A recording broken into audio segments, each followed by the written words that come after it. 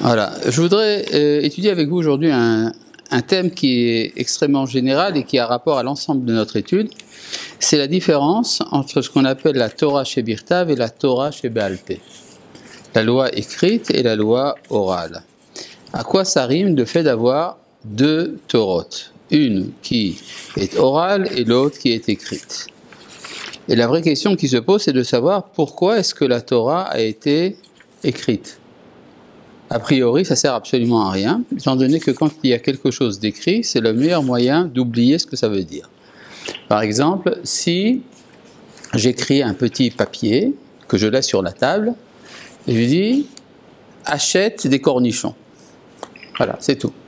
Et puis je m'en vais. Il y a automatiquement une quinzaine d'interprétations possibles de ce que veut dire ce papier. Achète des cornichons. Ça peut être une métaphore, parce que tes copains sont tous des cornichons, donc achète des cornichons. Ça peut vouloir dire, encore une fois, tu as oublié d'acheter des cornichons. Ça peut vouloir dire, j'aime tellement les cornichons, c'est pour te faire plaisir, pour ton anniversaire, etc. Donc, en fait, le fait que quelque chose soit écrit fait qu'on oublie le véritable sens de ce que ça veut dire. Oui. Là, cette phrase-là, c'est par rapport à la Torah qui est de base écrite. Je parle de la Torah écrite. La Torah écrite, a priori, n'aurait jamais dû être écrite. La Torah aurait dû rester entièrement orale. C'est la meilleure manière de ne pas oublier ce qu'elle signifie. Par contre, si je te parle et que je te dis acheter des cornichons, tu comprends immédiatement dans quel contexte c'est dit, qu'est-ce que ça veut dire, etc. D'accord?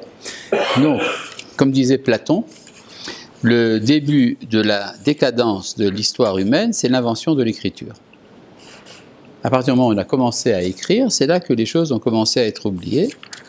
Et donc, le problème, c'est de savoir pourquoi est-ce que la Torah est écrite. Je rappelle tout d'abord que la Torah a commencé par être orale. Vous connaissez le verset « Vaïdaber Hashem, El Moshe, el est mort ».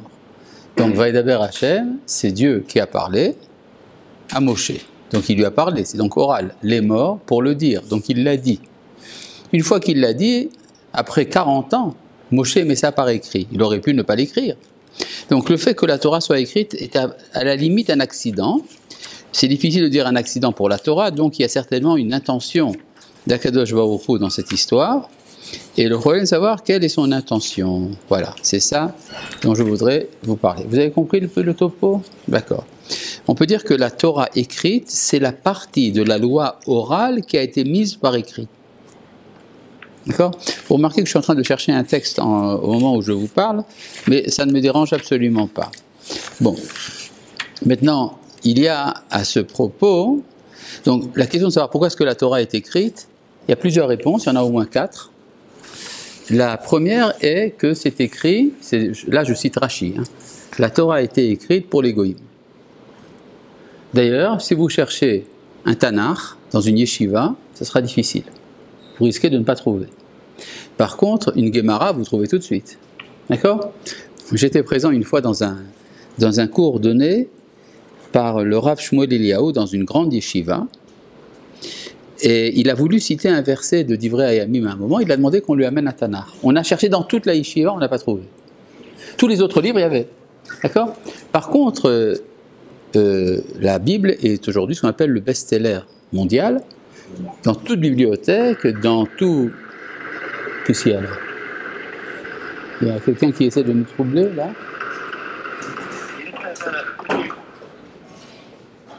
Je crois que c'est le Hamas qui a...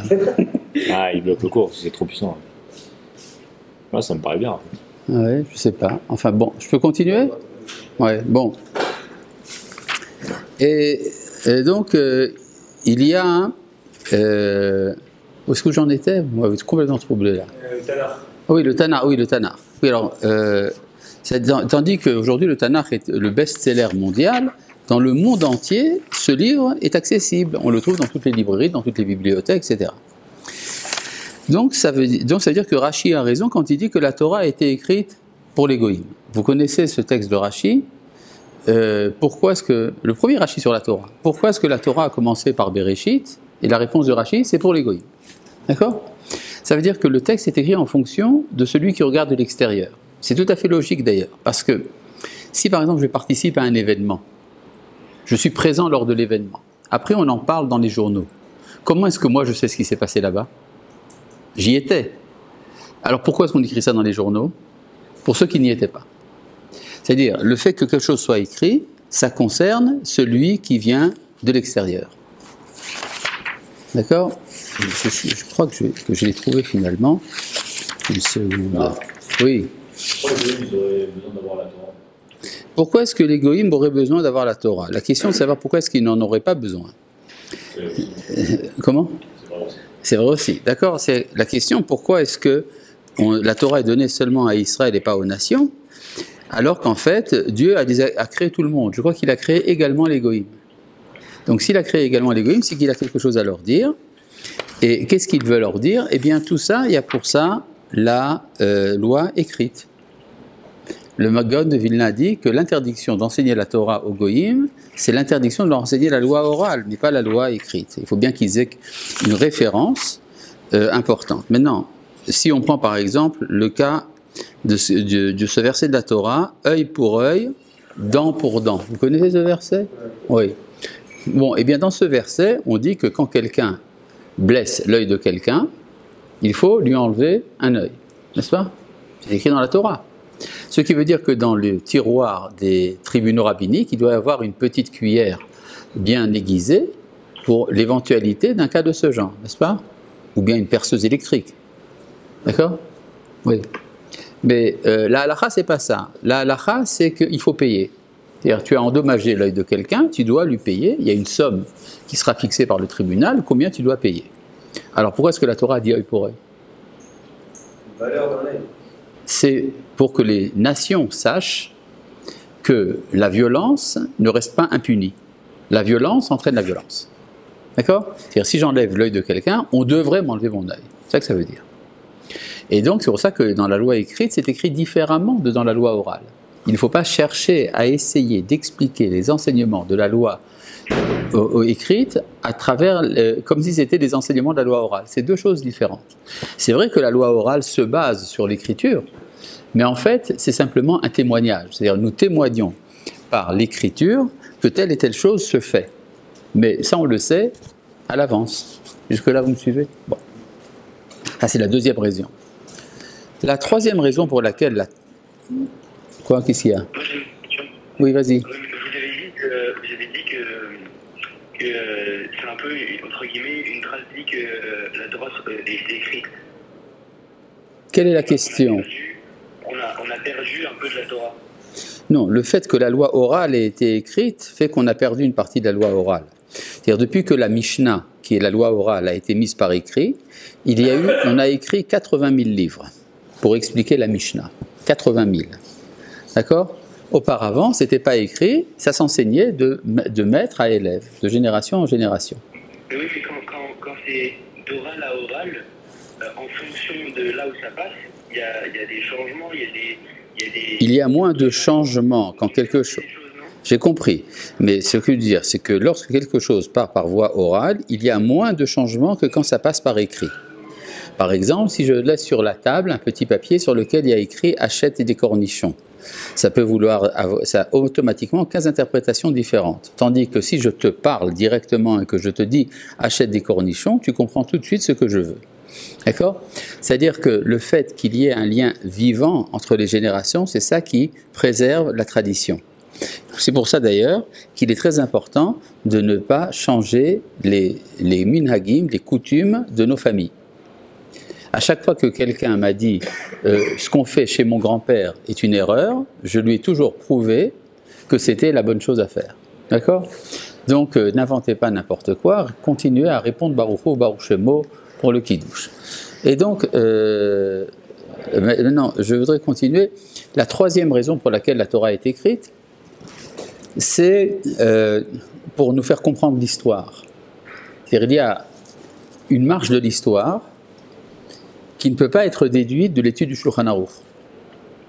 C'est-à-dire, si je fais le Shulchan Aruch, je fais ce qui a écrit au niveau de mon comportement personnel ou même de la société, mais je ne sais pas comment appréhender l'histoire.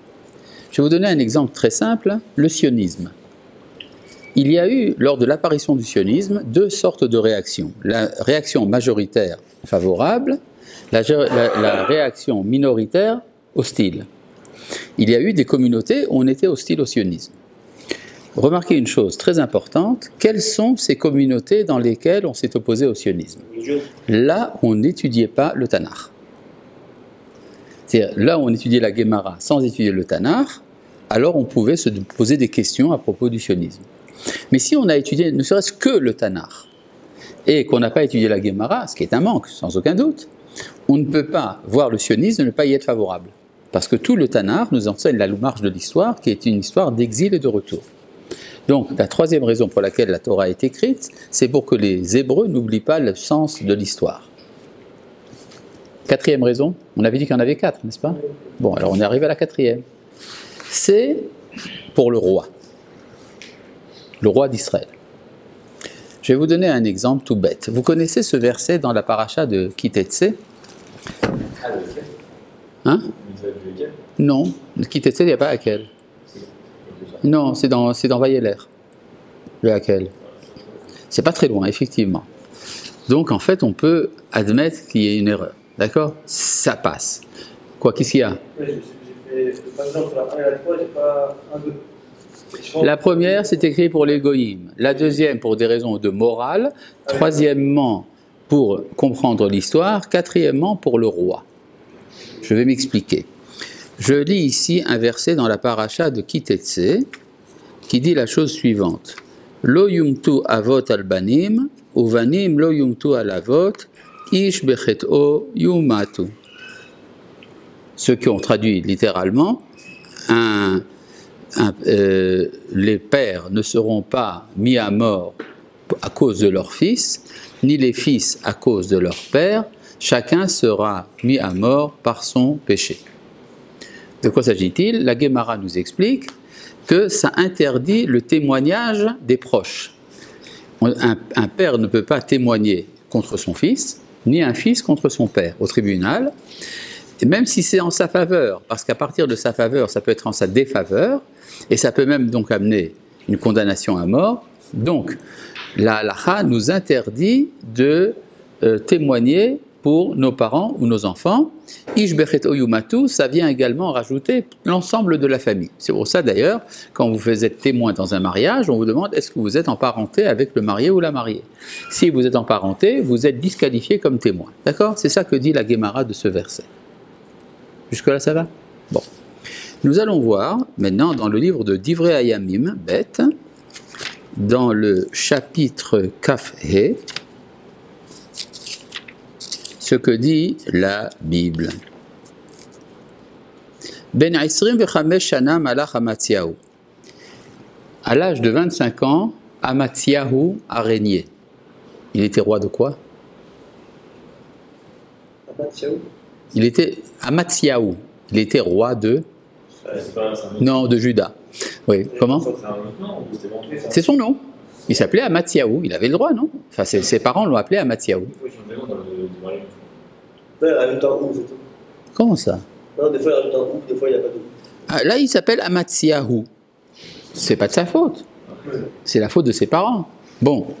Ben 25 shana malach Amatziyahu. Donc il avait 25 ans quand il a régné. Ve-29 shana malach Birushalayim. Il a régné 29 ans à Jérusalem. Veshem imo, le nom de sa mère. Yehoadan, Mirushalayim. Elle s'appelait Yehoadan de Jérusalem. Vaya sayashar bene Hashem. Il a fait ce qui est droit aux yeux de Dieu. Rak lo belevav shalem. Son cœur n'était pas entier. Vayehi ka'asher hazka amamlacha alav. Et lorsque le pouvoir est devenu fort en ses mains, c'est-à-dire au début il était faible, après il est devenu fort, Vayaharog et avadav. Alors il a tué ses serviteurs. Hamakim et Amelech Aviv, qui avait tué le roi son père. C'est-à-dire son père, le roi Yoash, avait été assassiné, et les assassins ont mis sur le trône un jeune homme de 25 ans. Au début, il était dépendant d'eux, mais quand il est devenu fort, il a eu la force donc de les tuer. Ce qui est très bien, c'est normal. Ved Benehem Lohémit, et il n'a pas tué leurs enfants. Ah bon? Normal, non? Si, on pourrait se dire que si déjà il doit tuer les assassins de son père, il doit tuer également leurs enfants. pour éviter qu'il y ait un cycle de vengeance, n'est-ce pas? Donc, en toute bonne logique politique, il aurait dû tuer toute la famille. Ve'et benem lo huit, mais il n'a pas tué leurs enfants. Qui chakatu batora, car c'était comme il est écrit dans la Torah. Besefer Moshe asher tziva Hashem les morts, dans le livre de Moshe que Dieu avait ordonné en disant, lo yamutu avot albanim. Les pères ne mourront pas par leurs fils, ou vanim lo yamutu alavot, et les fils ne seront pas mis à mort à cause de leur père. Ki ish bechet'o yamutu, car chacun mourra par sa faute. Vous connaissez ce verset? Oui, c'est lui qu'on a lu tout à l'heure. La Gemara, elle explique que c'est pour interdire le témoignage des proches. Et là, ça n'a rien à voir. C'est une directive politique. Alors, qu'il n'ait pas lu, que la Gemara n'a pas lu la Bible, c'est normal. Parce qu'on a dit dans les yeshivot, on ne trouve pas la Bible. Mais lui a certainement lu la Gemara. Alors, comment est-ce qu'il a compris le verset? Non, c'est le même verset. Seulement, il y a une signification du verset au niveau de la politique et au niveau de la halakha. C'est pas la même. C'est-à-dire, quand moi qui ne suis pas roi, je lis ce verset, qu'est-ce que j'en apprends? Qu'il ne faut pas témoigner contre un proche ou en faveur d'un proche. Si je suis roi, j'apprends de là une directive de la politique. D'accord? C'est le Ramban qui le dit. D'accord? Ça veut dire que la Torah a été écrite pour le roi. Ça vous explique maintenant quelque chose de très important dans la paracha de Shoftim. La paracha de Shoftim, dans laquelle il y a tout un passage sur le roi d'Israël, il est dit que le roi d'Israël doit écrire un Sefer Torah. Maintenant, pourquoi est-ce qu'il doit écrire un Sefer Torah? Pour le lire. Le problème, c'est qu'il n'est pas le seul. D'après le Rambam, tout homme d'Israël doit écrire un Sefer Torah. Donc, qu'est-ce qu'on rajoute pour le roi? Il doit avoir 2 Sifrei Torah. Il a 2 livres de la Torah. Pourquoi 2? Un pour tout homme et... Ça veut dire que dans un, il lit le texte à la manière de tout bon juif. Par exemple, il se demande, qu'est-ce que je fais si j'ai coupé de l'ail et que j'ai mis ça avec un couteau bassari et que maintenant j'ai cuisiné une omelette dans une poêle halavi avec cet ail, qu'est-ce que je fais? D'accord? Alors pour ça, il va lire dans le premier Sefer Torah. Il va demander l'interprétation au rabbin. Maintenant, en tant que roi d'Israël, il doit avoir un autre livre de la Torah. C'est le même texte. Mais il va y lire sa politique. D'accord? C'est quoi qui change? Ce qui change, c'est d'abord la manière dont il va le lire. Et il va chercher là-bas des instructions pour son gouvernement. Par exemple, ce que dit ici la Torah, je vais vous lire ici comment c'est écrit dans la paracha de Shoftim. Une seconde, ne pressez pas. Rien de grave.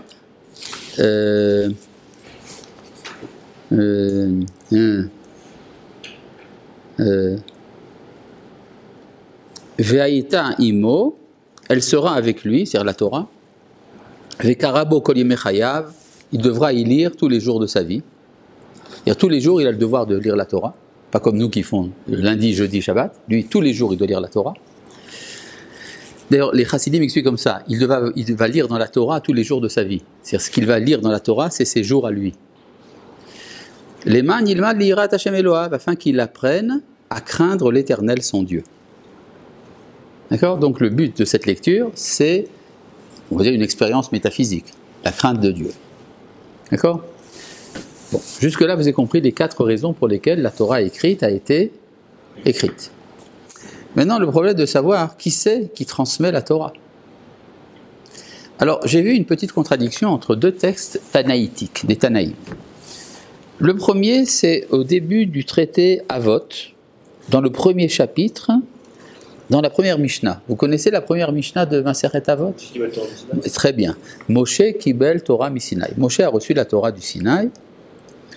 Umsara li Yoshua. Il a transmise à Yoshua. Donc, qui c'est qui transmet la Torah? Non, c'est Yoshua. Oui, Moshe la donne à Yoshua qui la transmet. Donc, le canal par lequel la Torah nous arrive, c'est Yoshua. J'ai trouvé un texte qui dit le contraire. Non, dans la Gemara, dans le traité des Rouvines, page Nundalet Amoudbet, c'est écrit comme ça. Ketzad, bon flanc, voilà. Tanoura Banan, Ketzad Seder Mishnah. comment est enseignée la Mishnah.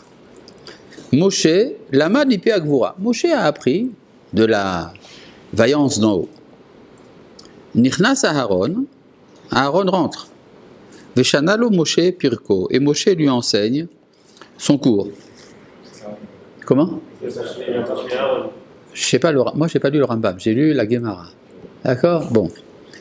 Je sais que c'est amené par le Rambam. Nistalek Aaron, Aaron part, Veyashav Lismol Moshe, et s'assoit à gauche de Moshe. Nichnesu Banav, Veshana Lahem Moshe Pirkan. Les fils d'Aaron entrent et Moshe leur enseigne.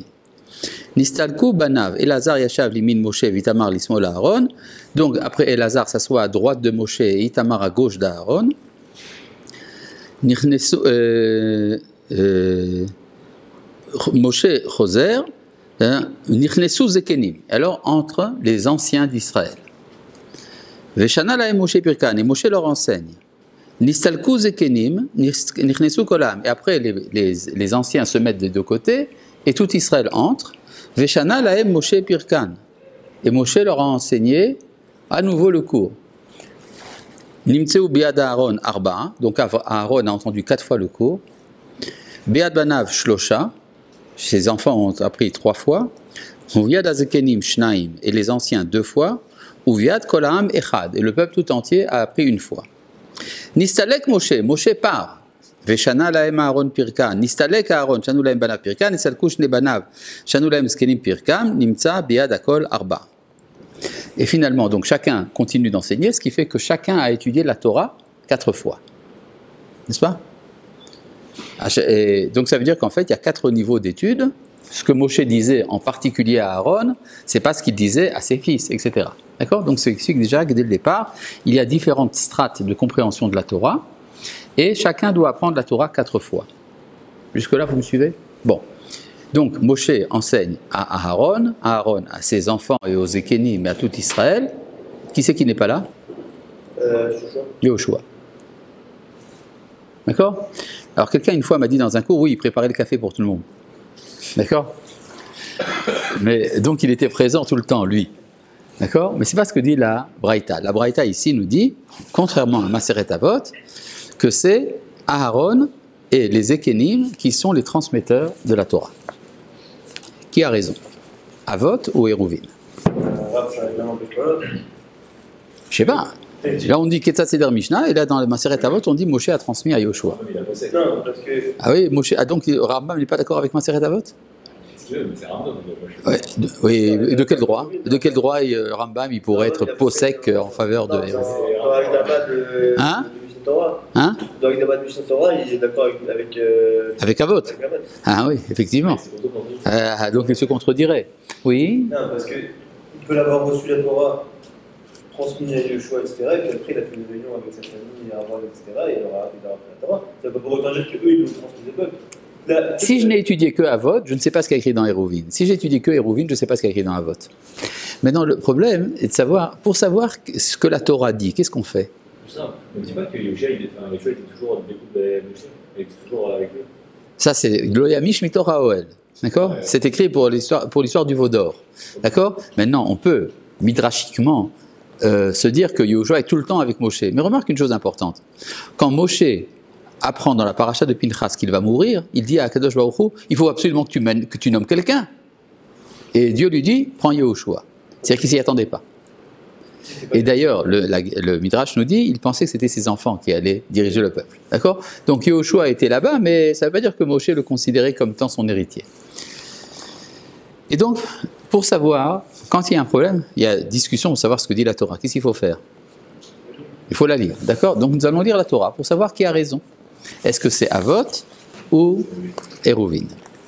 Je vais pour cela lire dans la Torah, je pense que c'est tout à fait légitime, dans la paracha de Vayeler. Vayeler.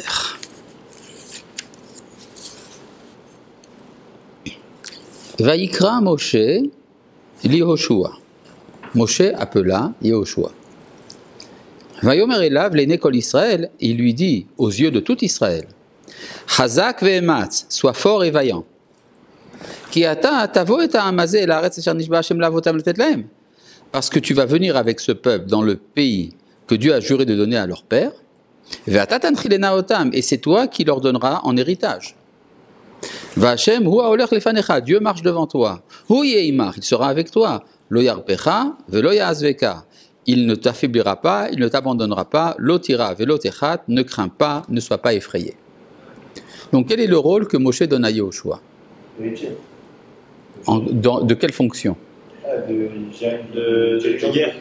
De la conquête. Donc il lui donne un rôle politique et militaire, politico-militaire. Il le nomme roi. Est-ce qu'il est écrit qu'il lui donne la Torah? Non. Je continue.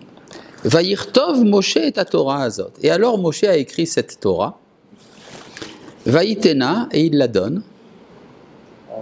El ha-Kohanim bene Lévi, au Kohanim, fils de Lévi, Hanosim et Aaron Brit Hashem, qui tiennent l'arche de l'alliance de Dieu, Vel kol ziknei Israël, et à tous les anciens d'Israël. Donc c'est comme Hérouvine, n'est-ce pas? C'est-à-dire, il dit à Aaron, à Moshe, pardon, il dit à Yehoshua, tu seras le roi, tu seras le général en chef, et après il écrit la Torah et il la donne aux Kohanim et aux Zekenim. Donc pour l'instant, Maseret Avot est perdante. D'accord? Bon. Vayetzav Moshe Otam, et Moshe leur ordonna les morts en ces termes. Miketz Sheva Shanim. Alors, une seconde. C'est un pluriel ou un singulier, Otam?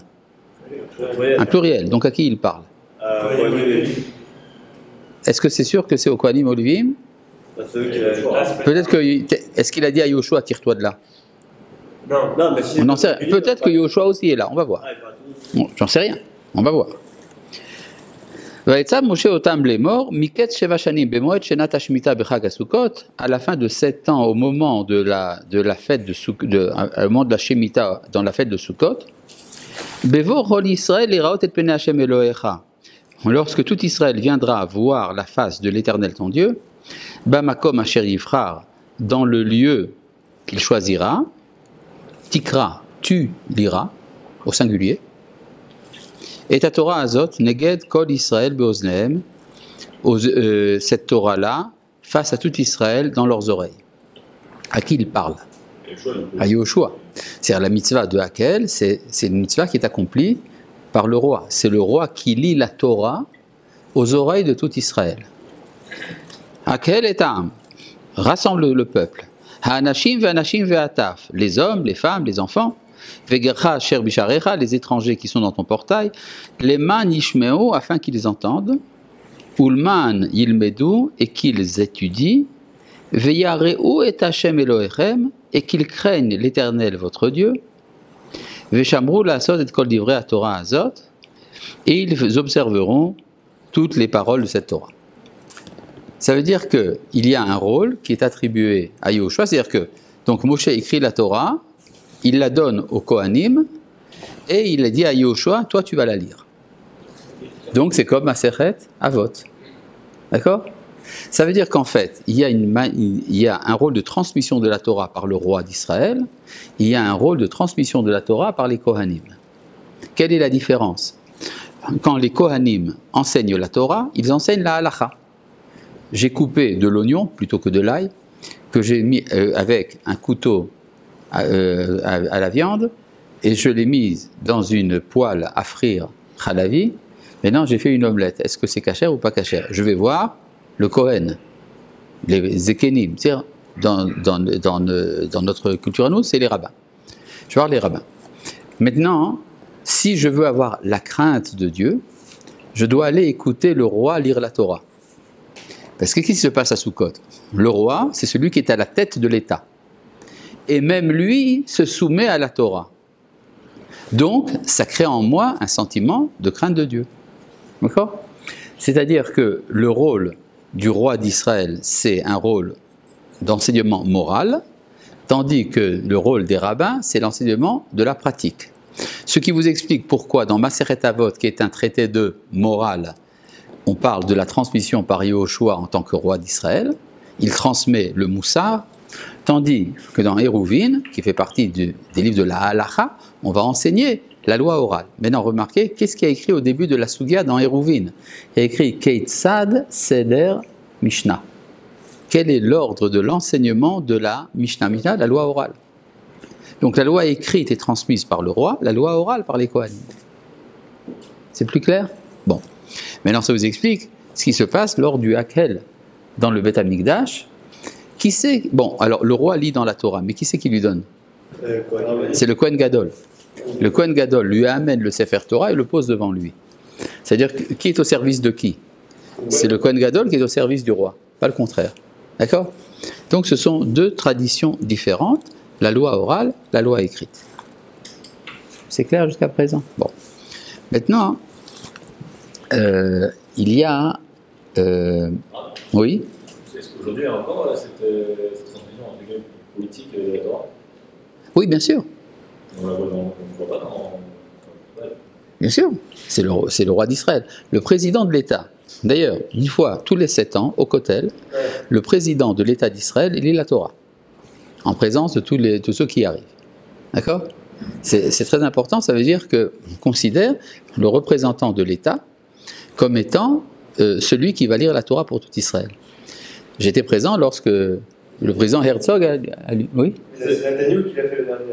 Non, pas Netanyahou, c'est le président. Là, c'est lui qui... Non. Non, elle a fait Non. Agba. Elle a fait Non. Agba. La Agba, c'est possible, je ne sais pas. Pourquoi c'est pas le Premier ministre? Le pouvoir, disons, au niveau, formel, c'est le président. C'est le président qui nomme le Premier ministre. C'est pas le Premier ministre qui nomme le président. D'accord? Donc, maintenant, ça doit se faire dans le Beth Amikdash. Ça ne se fait pas au Kotel. Le Kotel est en dehors du Beth Amikdash. Donc, en fait, c'est un ersatz. C'est pas vraiment ça. Le jour où nous allons construire le Beth Amikdash, Inch'Allah, Amen, eh bien, on amènera le chef de l'État lire la Torah dans la cour du Beth Amikdash. Qui c'est qui doit être présent? Tout le monde. Les hommes, les femmes, les enfants. Ça fait des millions de personnes. Comment est-ce qu'on peut comprendre quelque chose à ce que dit le roi? Comment peut-on entendre quand il y a un vacarme énorme de tout Israël qui est censé entendre la voix du roi d'Israël? Oui, dans le micro. Il n'y avait pas de micro à l'époque. Ah, il peut y avoir un miracle. Mais tout simplement, la Torah ne base pas ses halachot sur les miracles. Comment? Tout le monde se taisait. Il essaie de faire taire des millions d'enfants, comme ça, des bébés, tout ça. Hein? Oui. Et puis le petit, il a besoin qu'on lui change son linge, etc. Tu ne te rends pas compte, c'est impossible. Ça veut dire qu'en fait, ils ne viennent pas pour entendre.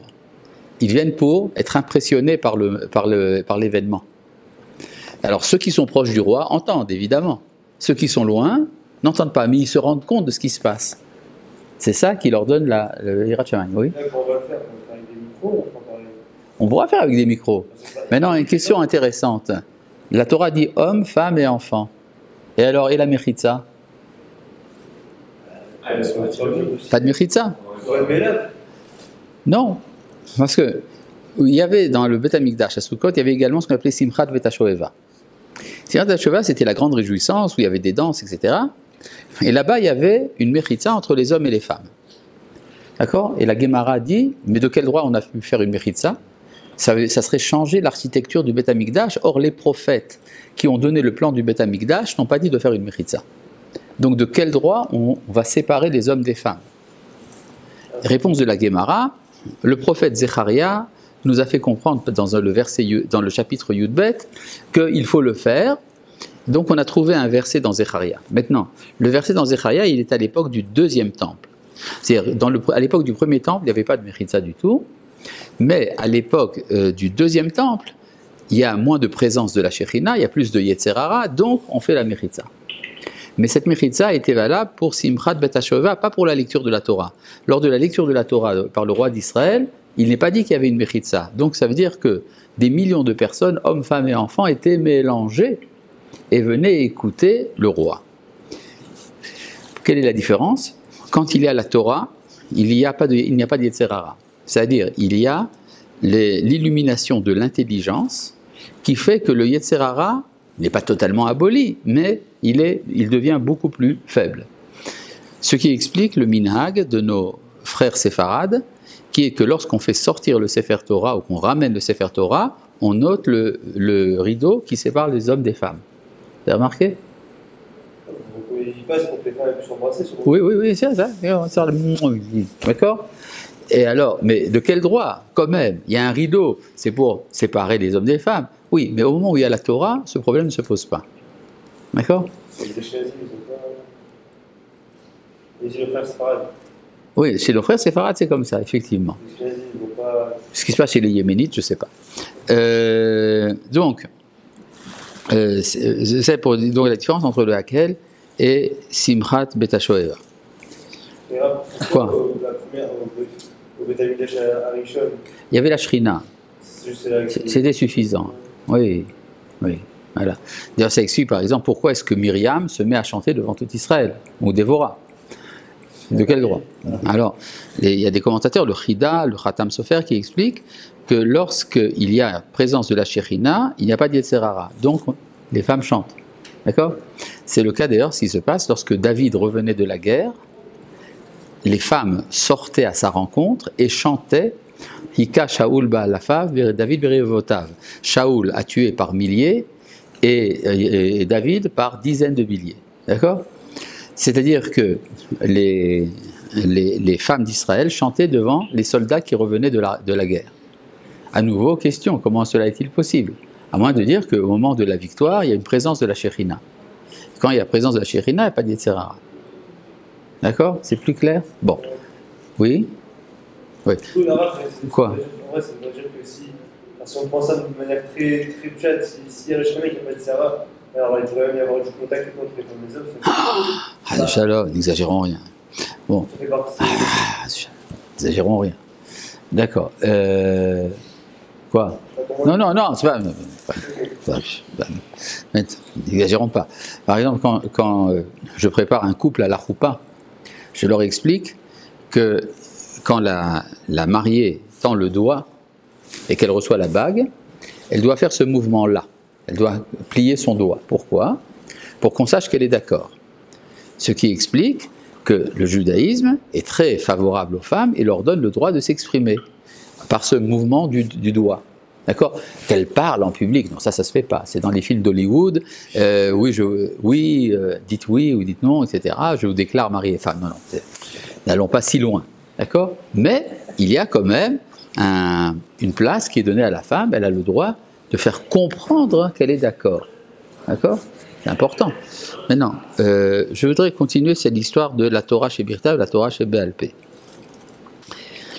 Comment comprendre? Alors, est-ce que, d'après ce que je viens de vous dire, la loi orale n'est pas une explication de la loi écrite? N'est-ce pas? Ce sont en fait deux choses différentes. C'est écrit en toutes lettres d'ailleurs dans le traité de Berachot, Dalet Amud Aleph.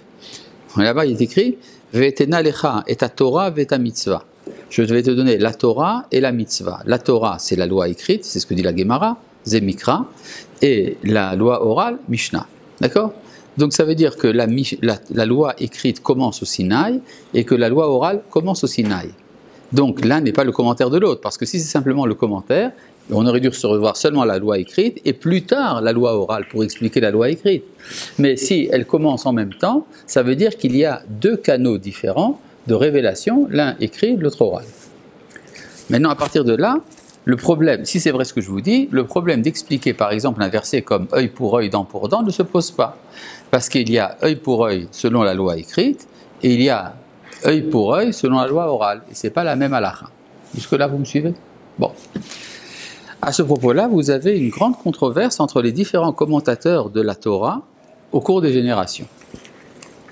Certains disent que la loi écrite, la véritable intention de la loi écrite, c'est ce que dit la loi orale.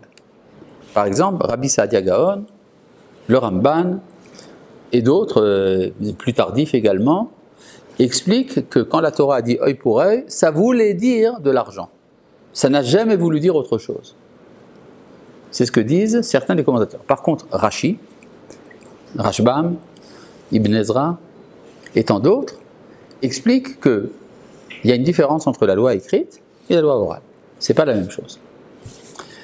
Maintenant, il y a à ce propos un texte important du Rambam, dans le Moreh Nevuchim, le guide des égarés. Dans le guide des égarés, est-ce qu'il y a ici un guide des égarés par hasard? On va des Rambam. Comment? Pas Rambam là, une petite page. Je crois que je peux Non, ça. Là, mais. je peux le retrouver là. Il y a- Non, pas vraiment. Est-ce qu'il y a un guide des égarés? Un Moreh Nevuchim, hein? C'est dans le chapitre 41 de la troisième partie. Vous savez que le Moreh Nevuchim est divisé en 3 parties. Et il y a le chapitre 41. Le chapitre 41, oui, quoi? On peut étudier à notre niveau le Moreh Nevuchim, sans forcément de rab. Ça s'étudie. Je vais dire une chose. Le Rambam dit que toute personne qui a écrit un livre n'avait pas l'intention d'écrire un commentaire. C'est-à-dire, l'idée était que le livre était compris par le lecteur, sans besoin de le commenter. D'accord? Donc le problème se pose, pourquoi est-ce qu'il y a des commentaires? C'est que le lecteur ne comprend plus. Génial. Kol hakavod. C'est merveilleux. Je te suis fort reconnaissant. Donc je vais vous lire ici le Moreh Nevuchim dans la traduction du Rav Kapar. Troisième partie, chapitre Mem Aleph. Ça fait partie des chapitres qui donnent les raisons des mitzvot, les ta'amei à mitzvot. Et le Rambam divise les mitzvot en 14 catégories différentes.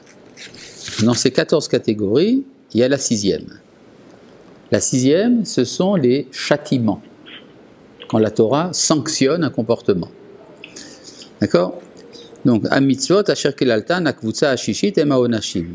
Les mitzvot qui sont contenus dans la 6e section, ce sont les punitions. Et donc le Rambam explique de manière... bon, il s'étend un peu, je ne vais pas tout vous lire, mais il dit une chose... Asa onesh kol poshea neged zulato, la Torah a fait que la punition de tout pécheur contre son prochain, beofen klali, de manière générale, sheye ase bo kacher asa, qu'on lui fasse ce qu'il a fait. Béchavé, de manière égale. Impaga bagouf, pogim begoufo. S'il a porté atteinte à un corps, on va lui endommager son corps. Veimpaga bemamon, pogim bemamono. Et s'il a endommagé une valeur, alors on va, un bien, on va porter atteinte à ses biens. Par exemple, un voleur doit payer le double. C'est de même qu'il a pris une somme d'argent à quelqu'un, alors on va lui prendre le double, c'est-à-dire il va rendre ce qu'il a pris et on va lui prendre la somme qu'il a pris. D'accord? Et il dit également, quand on tue, alors on est tué, etc., etc. Il rajoute, Umi sheishrit evar, celui qui a endommagé un organe, mais abdim lo kemoto, on lui endommage le même. Mumba Adam, bo. Il amène ici un verset. De même, quand on endommagera un homme, la même chose sera faite à lui. Alors, c'est contraire à la halakha, ce que dit le Rambam. N'est-ce pas? Parce que la halakha, elle est pas. La halakha dit qu'on paye de l'argent. D'accord? Donc elle n'est pas sur le Rambam, mais ça. Mais attention, mais le Rambam lui-même, dans son livre de halakha, dit qu'on paye de l'argent. Dans le Mishneh Torah, il te dit en toutes lettres. C'est quoi quel organe il parle là? Quoi? Il va dire organe, c'est quoi exactement? Un organe, un œil, par exemple. Voilà. Plus ça veut dire que si quelqu'un il enlève l'œil d'un autre, on va lui enlever ses 2 yeux. Non, on va lui faire ce qu'il a fait. Oui, mais il a dit on fait le double. Non, le double, c'est parce qu'il faut qu'il doit perdre la somme d'argent. Ce qu'il a volé, ça appartient à la personne qu'on a volé. D'accord? Donc, il faut lui enlever son œil, ce qui est contraire à la halakha, même selon le Rambam. D'accord? Le Rambam nous calme tout de suite, il dit Ve'al tatrid et marshaftecha, ne sois pas préoccupé, Bema she'anu onshim kan betashlumim, que nous condamnons à payer de l'argent. C'est nous, c'est qui? Les rabbins. D'accord? Qui a kavana ata, car mon intention ici, dans le Moreh Nevuchim, la tête tam la mikraot, de t'expliquer les versets. Lo liten ta'amim la Torah shebe'alpe. Mon intention n'est pas de donner l'explication de la loi orale. Donc ça veut dire que pour le Rambam, c'est très clair. Les versets ne disent pas ce que dit la loi orale. Ça, c'est la première réponse du Rambam. Après, il en donne une deuxième. La deuxième a fait couler beaucoup d'encre. Sans parler du fait que, à propos de cette loi j'ai une opinion, ashmi'anna be'alpe, que je ne dirai qu'oralement. Il va dire, j'ai quelque chose à dire, mais je ne l'écris pas. Mais quand je vais rencontrer mon élève pour qui j'écris le Moreh Nevuchim, je vais lui dire. Donc ça veut dire que le Rambam avait une deuxième opinion qu'il n'a pas écrite. Embêtant ça. Alors, le Rambam avait un fils, Rabbi Avraham ben Rambam, qui a écrit un commentaire sur la Torah. Quand il arrive au verset Aïn Tachat Aïn, il dit la chose suivante. Nos maîtres ont enseigné que c'est de l'argent, et ils ont raison, car on peut prouver ça et ça et ça et ça. Et mon père, Zichrono Livracha, il parle du Rambam, avait une interprétation profonde qui mettait en accord la loi orale et la loi écrite, mais je ne peux pas l'écrire parce qu'il l'a caché. Donc le Rabbi Avraham ben Rambam connaissait l'interprétation de son père, mais il n'a pas voulu l'écrire. Embêtant. Bon, Rabbi Avraham ben Rambam avait un fils, Rabbi David Anagid, qui dit dans son commentaire sur la Torah Parashat Mishpatim, il arrive à ce verset, il dit rien. Bien embêtant. Donc ça veut dire que la tradition de ce qu'a dit le Rambam a été perdue? Non, elle n'a pas été. Comment?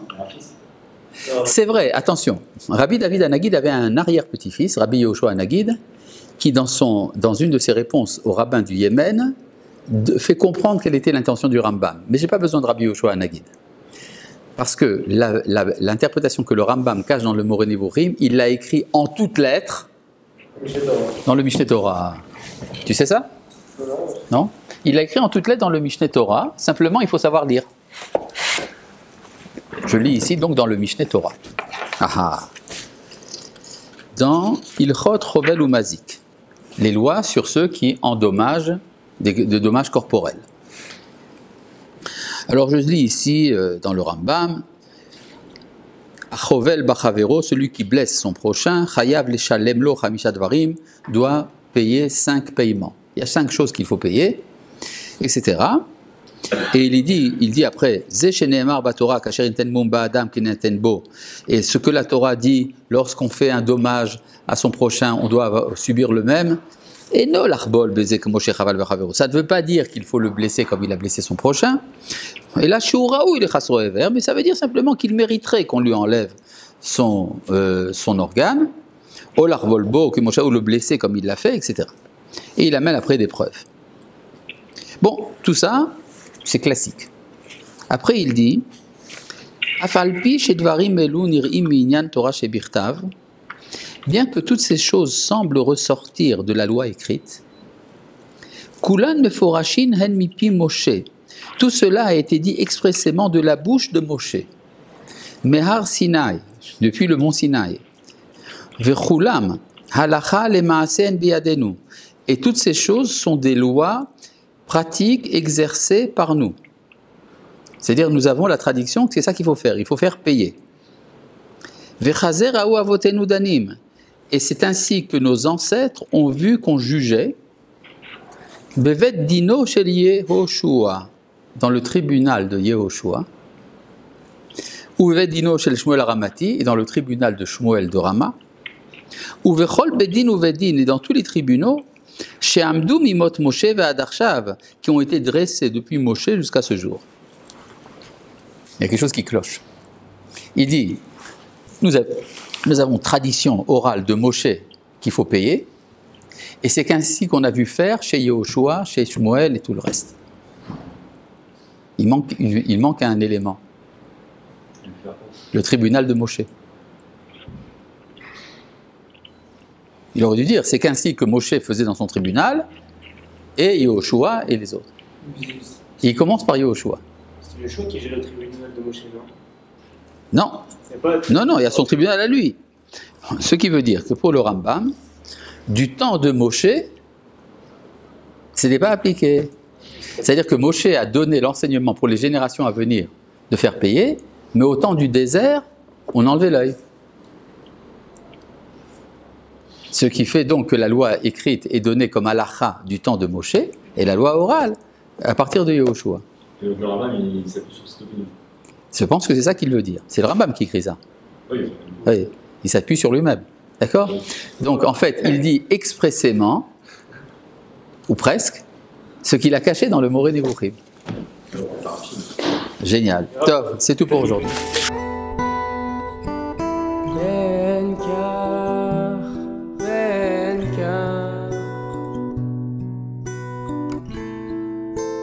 חיים בנים